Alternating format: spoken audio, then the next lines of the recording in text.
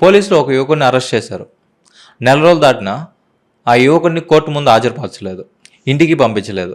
కన్న తల్లేమో నా కొడుకుని పోలీసులు చంపేశారు, శవాన్ని మాయం చేశారనేసి ఆరోపిస్తోంది, ఏడుస్తోంది. పోలీసులేమో అతను మా దగ్గర లేడు, మేమే వెతుకుతున్నామని చెప్తున్నారు. అసలు విజయవాడ కృష్ణలంకలో ఏం జరిగింది?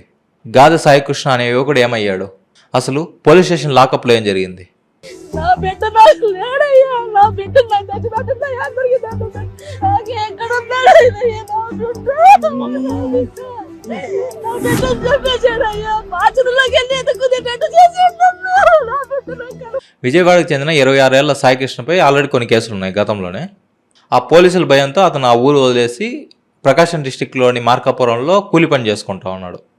అయితే గత నెల 9వ తేదీ కృష్ణలంక పోలీసులు వెళ్ళేసి మార్కాపురంలో అతన్ని అదుపులోకి తీసుకున్నారు. రూల్ ప్రకారం 24 గంటల్లో కోర్టులో హాజరుపరచాలి. కానీ ఇప్పటి వరకు సాయికృష్ణ ఆచూకీ లేదు.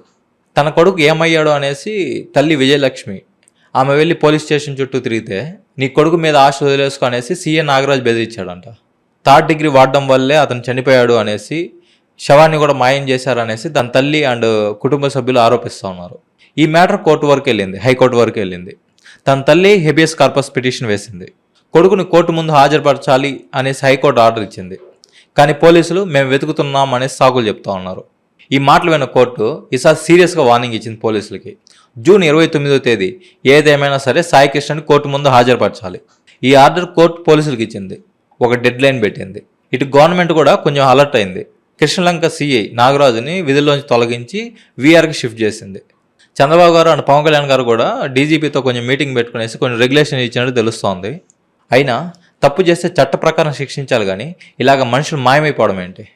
ఈ క్వశ్చన్సే అటు అపోజిషన్ నుంచి జనాల నుంచి వినిపిస్తోంది. అసలు సాయికృష్ణ బతుకున్నారా లేదా? జూన్ 29వ తేదీ హైకోర్టుకు పోలీసులు ఏ సమాధానం చెప్తారు? ఒకవేళ లాకప్ డెత్ జరిగింటే శవాన్ని ఏం చేశారు? ఇవన్నీ తొందరలోనే తెలుస్తాయి. ఈ ఇష్యూపై మీ ఒపీనియన్ కూడా కామెంట్ చేయండి. జై హింద్.